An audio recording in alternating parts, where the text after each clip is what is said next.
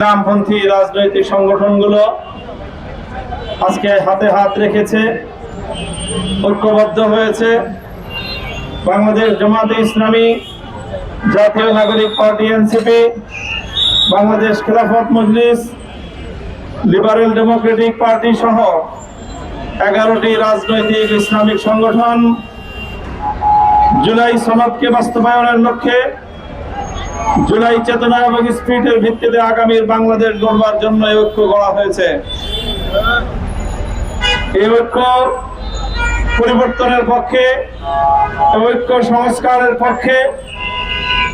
এই ঐক্য কোনো ব্যক্তি গোষ্ঠী দল বা জোটের লক্ষ্যে নয়, কোনো ব্যক্তি গোষ্ঠী দলের স্বার্থ রক্ষা করার জন্য নয়। এই ঐক্য গঠন করা হয়েছে বাংলাদেশের 18 কোটি মানুষের স্বার্থ রক্ষা করার জন্য। এই ঐক্য গঠন করা হয়েছে জাতীয় নেতৃত্ব থেকে দুর্বৃত্তপনা, গুন্ডামি, পেশি শক্তির আধিপত্যকে উৎখাত করার জন্য। বাংলাদেশকে